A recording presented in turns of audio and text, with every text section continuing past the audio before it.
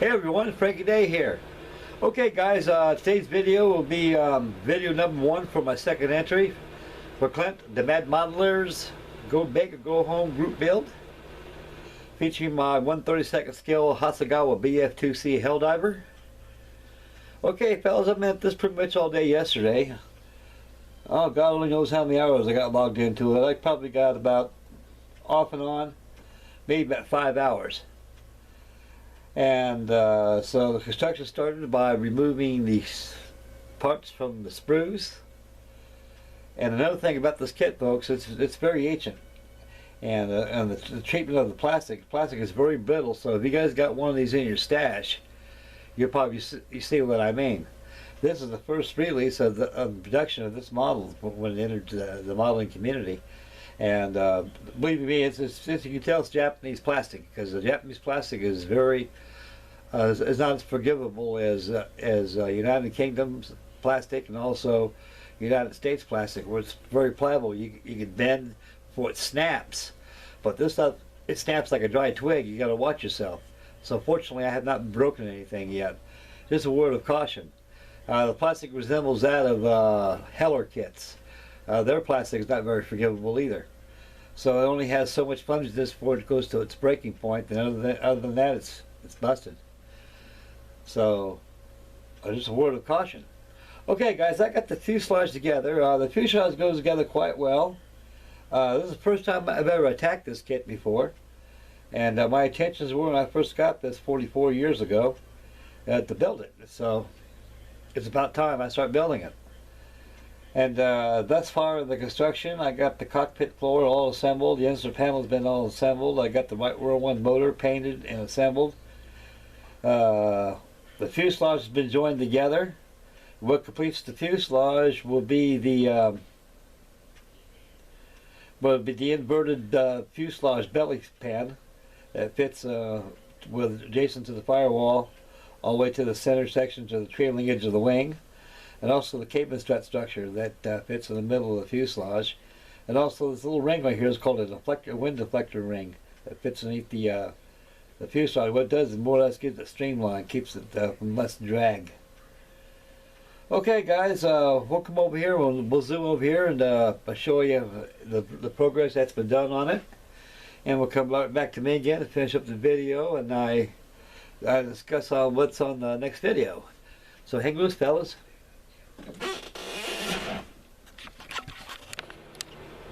Okay guys, this is as far as I got right here. On this here fuselage right here, it's composed of pieces of the pieces that complete the fuselage plus the pilot compartment. There's exactly 14 pieces in there, and the motor is composed of 14 pieces as well. And this is a very highly detailed kit. I would not want to recommend this kit for the novice at heart, because it's there are some fit issues in it, and there's a different way of building these type of aircraft, fellas. You got to do it sub-assembly wise, like I did in the Gloster Gladiator. You got to start with the fuselage, make sure it's all finished, and you got to figure, well, anything to do less masting, and what I got to do this, you know, and there's a lot of paint preparation involved. So this thing cannot be built in its entirety and painted in the pre-World War II color scheme. So it's actually, this model builds in different steps, more or less sub-assembly wise, and painted the same.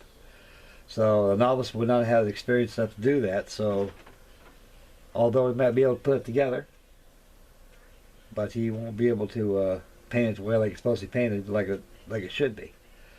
Okay guys, on this fuselage section here, I got the White World 1 engine all primed up and painted right here. We'll zoom in a little bit.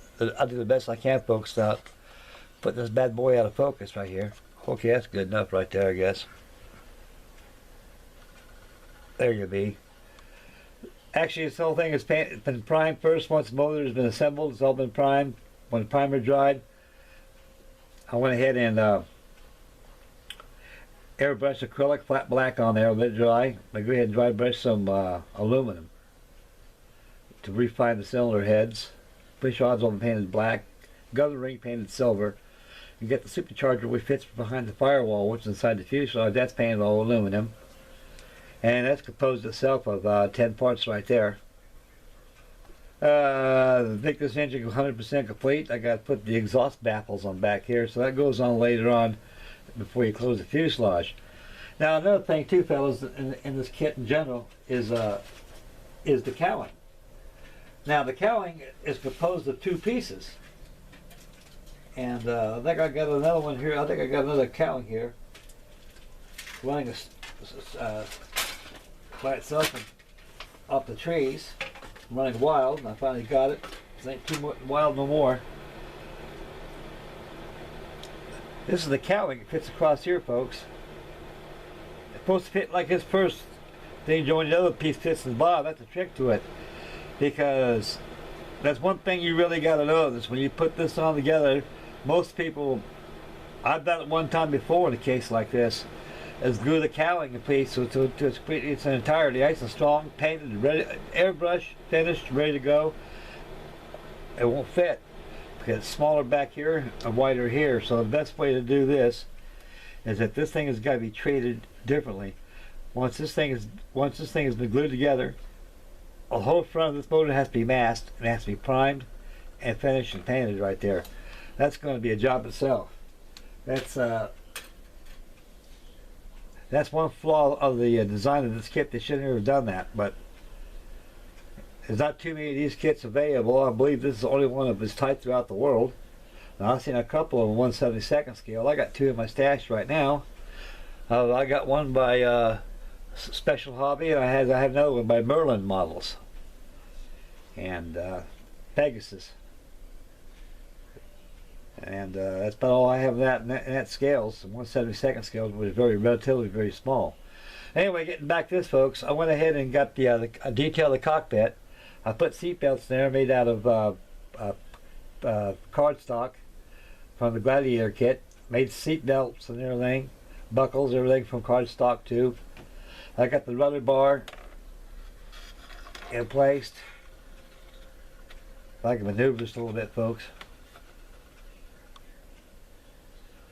You can see a little bit what I've done on it. I'll just zoom in a little more here.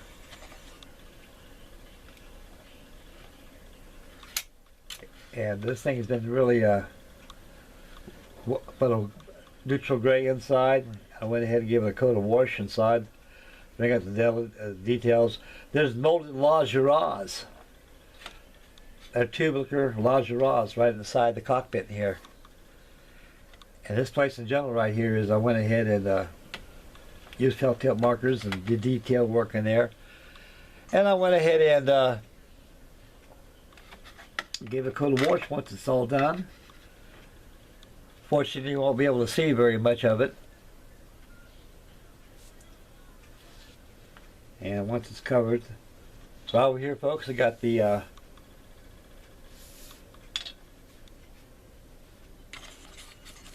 me back off here, fellas. This right here is your cabin set structure right here. It fits over here in the set like this, right about like that. And you got your underbelly right here, which is streamlined. Now, this right here is your deflector that fits, the wind deflector scoop that fits right in here, just like this. And it fits on the bottom section of the fuselage. These will be next to be assembled. And like I mentioned, fellas, a while ago, in this kit here, this kit's got to be completed in its own sub-assembly way to make this model look right. You got to make sure that all the parts fit nice and good. The key is, folks, you want to avoid using filler, and especially on the wing roots. And I'll stabilize the roots. I really haven't dry fitted the bottom wings to it, but my goal is to make sure that the wings, everything is dry fit to perfect, so it's perfect. And I close up the fuselage and prime. And not too much filler is going to be involved, so no seams here. I've buffed them out real good. Same thing in the bottom. It goes together quite well, folks. It's a very good kit. And like I say, it's ancient, but like I say, it's 44 years old. When you're 44 years old, you're ancient. And at the time, that was state-of-the-art model, fellas. A kid, not you talk all of us old timers about the Hasegawa kits. They came out in the very early 1970s, and they really opened up the eyes of Monogram and a lot of other companies. And they were actually the first companies that really incorporated a lot of detail. And the models back then were very relatively cheap. I paid $4 for this, ended up paying $1.49 at the ship store. Tucked it away in the box. Last time I seen it, I was aboard the USS Oriskany. That was many years ago, guys. And this thing here brings back memories when I look at it. It came off a good ship.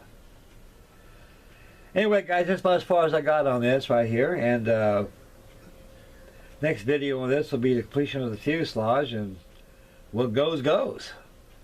And so I got to get started on my group build, and we'll discuss that right after this fast pause. Right back to me.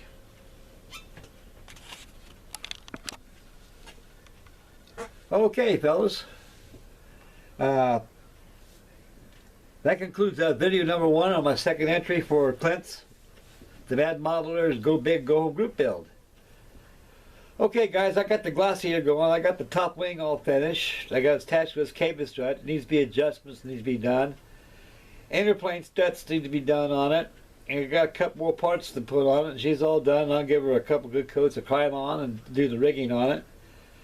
And hopefully, if all things go good on this side of the moon, I'll make her final reveal tonight and get that out of the way. Well, then I go ahead and start on my group build. My group build started, I believe, yesterday or Sunday. And so I got my Lancaster. I'll be working on that tonight. And I'll be letting this thing here dry a little bit. And I'll probably have another update video of this probably by Friday on my BF2C. And I'll have an update video on my Lancaster back then, so 2 back-to-back videos. And I'm going to get back. I want to work on my Lusitania a little bit, get the Titanic done. They're yelling at me over there, so I got to get them all squared away. And spring's getting here. I'm going to start working on my Denmark down below. Other than that, folks, that's about it. Okay, guys, I'd like to thank everybody again for tuning in, and thank you for everything else, all your comments and everything. And catch you guys on the next video, and make Godspeed and make Mama happy. And we'll catch you guys next video. Bye, fellas.